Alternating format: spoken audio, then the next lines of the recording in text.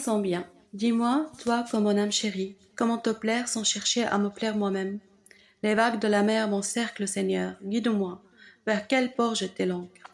Ta droite, mon Dieu, me protège, me défend, car tu es mon bouclier, mon armure. Avance humblement dans ton service et dis à ton frère, achève ce qui me manque. Seigneur, prends ma main et éclaire devant moi le chemin. Je n'ai que toi, ami, qui me comprend et m'accompagne.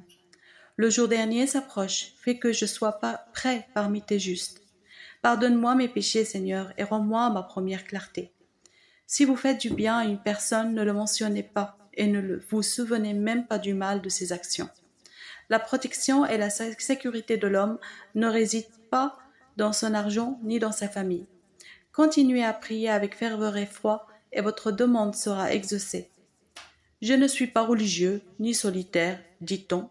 J'ai une femme et des enfants, et j'ai le soin d'un ménage. Telle est en effet la grande plaie de notre temps. On croit que la lecture de l'écriture n'est bonne que pour les religieux, au lieu que les gens du monde en ont encore plus besoin qu'eux. Car ceux qui sont au milieu du combat et qui reçoivent tous les jours de nouvelles plaies ont plus besoin de remèdes que les autres. C'est un grand mal de ne pas lire les livres qui contiennent la parole de Dieu. Mais il y a quelque chose de pire encore, c'est de se persuader que cette lecture est inutile.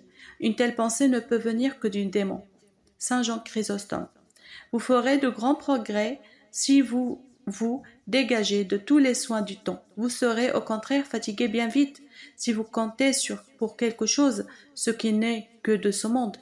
Qu'il n'y ait rien de grand à vos yeux d'élevé, de doux, d'aimable, que Dieu seul, ou ce qui vient de Dieu. Regardez comme une pure vanité toute consolation qui repose sur la créature. L'âme qui aime Dieu méprise tout ce qui est au-dessous de Dieu. Dieu seul, éternel, immense et remplissant tout, est la consolation de l'âme et la vraie joie du cœur. Extrait de l'imitation de Jésus-Christ. Béni soit votre journée.